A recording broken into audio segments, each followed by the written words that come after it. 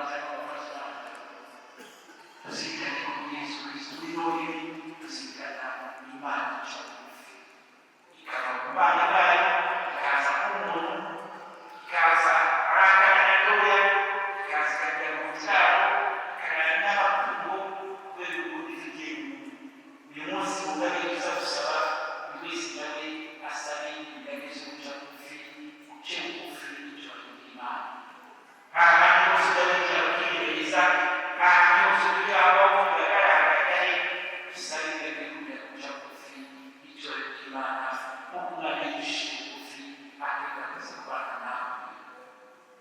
Mu ivanjiri tumaze kubona tugiye ngo yaje ari urumuri rumurikira mu mwijima, yaje kure abe yibangakira, yaje kumva uje kudukurikira.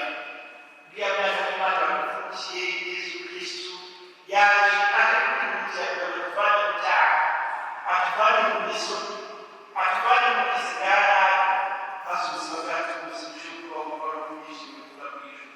Bimwe mu ngaruka z'ubuzima bw'ubuzima bw'umugore usabe iyo ngabire yo kubaho urumuri rumurikira umwana w'Imana waje mu isi bakamurikira, atumenyeshe icyiza cyo gukora n'ikibi cyo kubikora, atumenyeshe urumuri, atwerekeye urumuri rw'abana b'Imana, natwe tubashe kubera abandi urumuri mu buzima bwacu bwa buri munsi.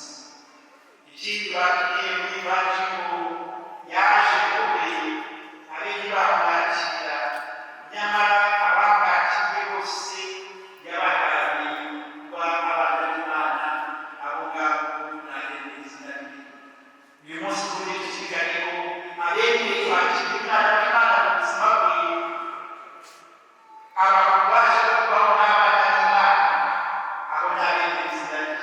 Uyu munsi kuri iki kiganiro yo kwemera Yesu Kristo, kwemera ubuzima bwacu bwose, imbaraga zacu n'amaboko yacu, maze kuko abasha kuba n'abana b'Imana, ubuzima bwacu bwose burusheho kugira imbaraga zo kubonera abantu. Noheli kandi ni umunsi mukuru w'abana, tuzirikana ko umwana w'Imana yigisha umuntu, natwe tuzirikana ko dufite abana bacu, abo bana bagomba kuba n'abana b'Imana. Uyu munsi turi agaciro abo bana bacu, cyane cyane ko n'Imana yemeye kwita umuntu ikaza kuri twe kwisangishemo abana batoya. Dusabire abana aho bakajya, cyane cyane abantu bakumirwa, dusabire abana bagenda bicwa iyo babakuye n'abadari, cyangwa bakicwa bakibabwira ko babasangiye badazi kwivugira. Abo bose uyu munsi tubazirikane kandi dukomeze kubahiriza Imana, kugira ngo Imana nyagasani ikomeze itugirire imbaraga zayo mu mubiri wayo, tubashe kurushaho kubaho abana tubakunda kandi tubakira koko Imana y'Imana. Umupaka wadusubiza ku mugoroba yahoze atwibutsa ko Noheli tugomba kutwibutsa n'icyubahiro dukwiye guha ababyeyi basigaraga ishyaka rya aho yari ku isi, kwibuka n'ababyeyi bose bagiye kubyara ngo bajya ku isi. Namwe babyeyi cyane cyane ko ndaje kubafasha kuri uyu munsi, bongeye kubifuriza umunsi mwiza, bongeye kubifuriza ibyiza bya Nyagasani, umugisha w'Imana ukomeze kugaha iwanyu n'ubuzima bwanyu, maze kuko mukomeze kujyana Imana y'abantu, mukomeze muheke igihugu cyacu cya Kiliziya, kandi ubuzima bwanyu bukomeze kurushaho kubahwa no guhabwa agaciro. Noheli ni umunsi wo guha agaciro no kubaha ababyeyi, cyane cyane abamama. Mumfashe twese kuranga ababyeyi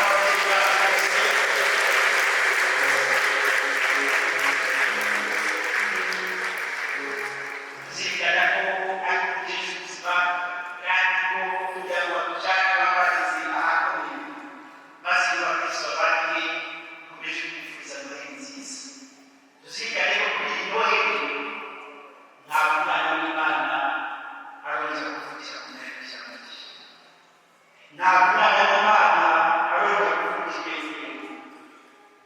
Umwana w'Imana kuri iyi Noheli aje kuvukira mu mitima yacu, aje kuvukira mu buzima bwacu, aje kuvukira mu miryango yacu, aje kuvukira mu ngo zacu, aje kuvukira mu mateka yacu, kugira ngo yatabifuza. Ahawe umuvumo ahashyira umugisha, ahawe umwijima ahashyira urumuri, ahawe urwango ahashyira urukundo, ahawe agahinda ahashyira ibyishimo. Bifurije Noheli nziza, umugisha w'Imana uri mu mutima wacu, umugisha